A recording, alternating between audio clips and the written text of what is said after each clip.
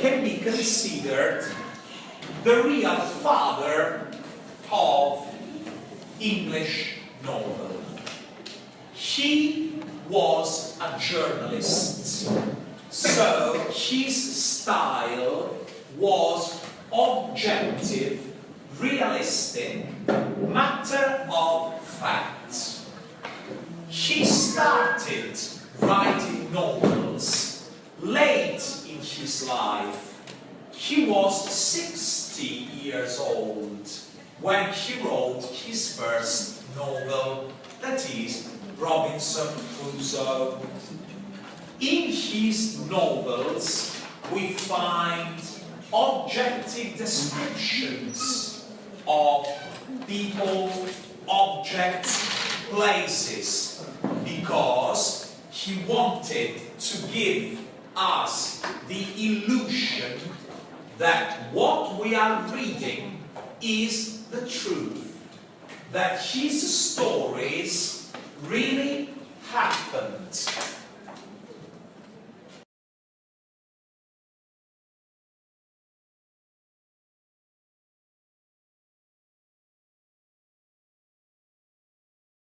Robinson Crusoe is the typical middle-class hero.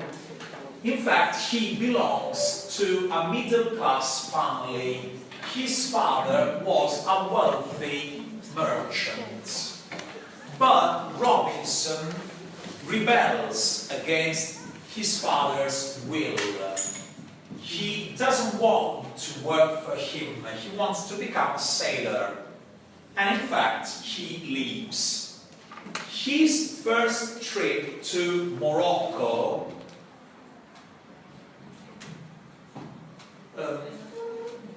is interrupted by some pirates who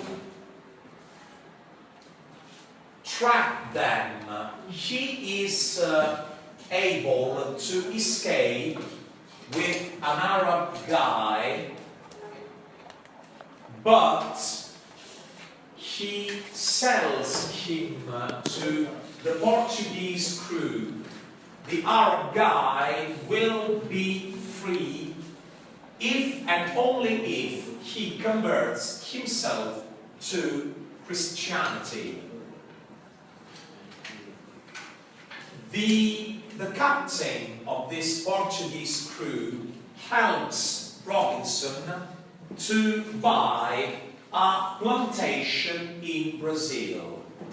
We will see in the end of the novel that Robinson will become a rich man because of this plantation in Brazil. Now Robinson needs some slaves to work for his plantation, and he travels to Africa to buy some slaves, some African slaves. On the way to Africa, his ship is wrecked, and he finds himself on a desert island. Robinson is the only survivor on the desert island after the shipwreck. Fortunately, not far from the shore, he can find the relics of his ship. On the relics, he finds some ink and paper, a Bible, and some tools. Defoe makes a detailed description of what Robinson finds on the relics. These tools are useful for him because he wants to recreate his past lifestyle in England on the desert island. In this sense, Robinson can be considered a real colonizer because he wants to recreate his original lifestyle, culture, on a new territory, in this case on the desert island. Robinson lives for 12 years in total isolation. finally he finds a footprint on the sand, indicating that there must be somebody else on the desert island. And in fact, there's a bunch of cannibals who are trying to capture a man. This man is rescued by Robinson, rescued from the cannibals. This man is a former hostage. He used to be a hostage for these cannibals. Robinson rescues him on a day which is a Friday, and so he names the man Man Friday.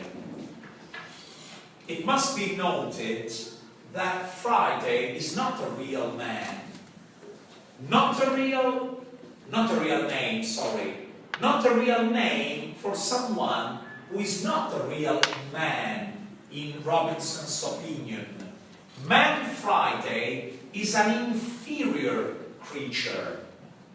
So once again, we find out that Robinson looks at himself as a real colonizer who brings a superior culture on the desert island. After 16 years, Robinson and Man Friday are finally rescued and go back to Europe. Robinson finds out that he is a rich man now, because that plantation he bought in Brazil has made him rich.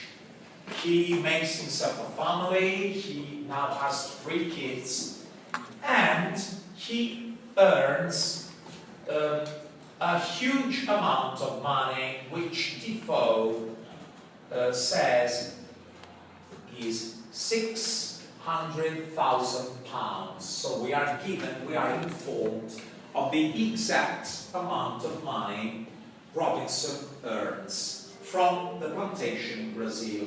So he is able to go back to the desert island, which is now a Spanish possession, and he is nominated the governor of that island.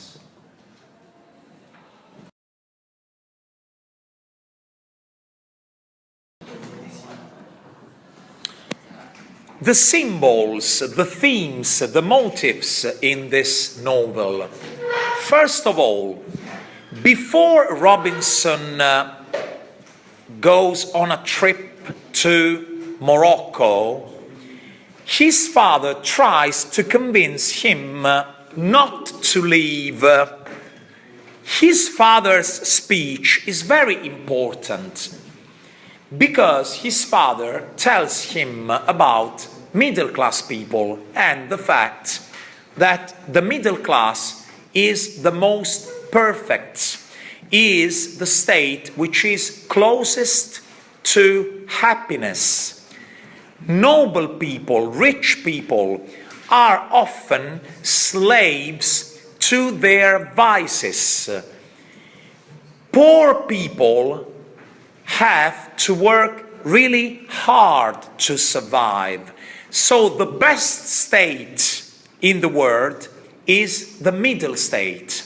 This is what Daniel Defoe's readers, who all belonged to the middle class, wanted to hear from him, that they were the best class in British society.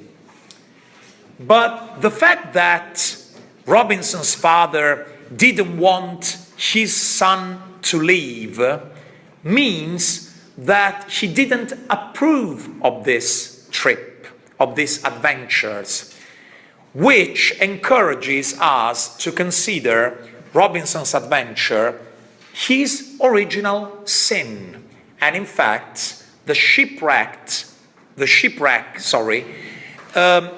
has been interpreted as a punishment for his original sin, for his betrayal.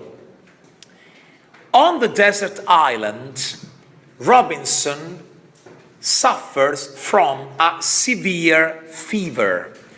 while he was ill, during his strong fever, he had a vision, a black cloud, and the holy fire of the Holy Spirit telling him that he needed to find his faith in God if he wanted his salvation.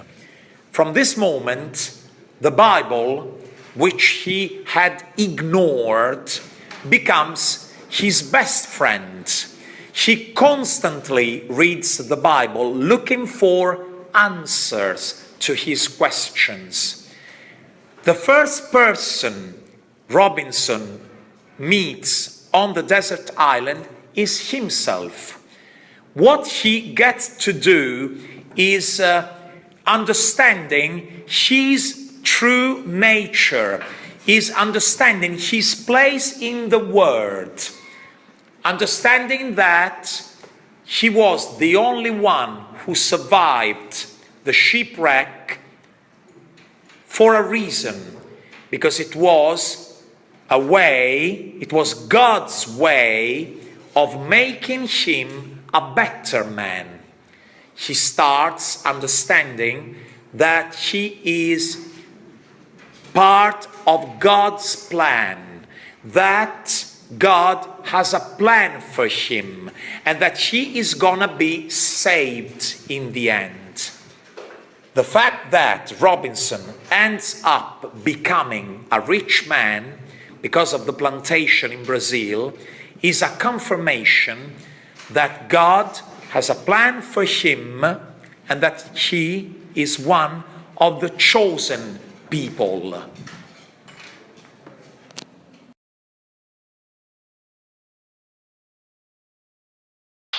Flanders is the second novel written by Daniel Defoe.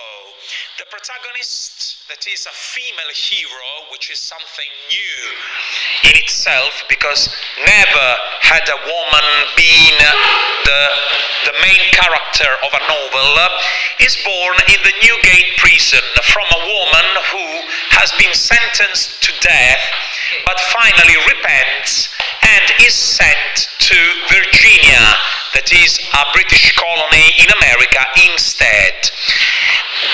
Moll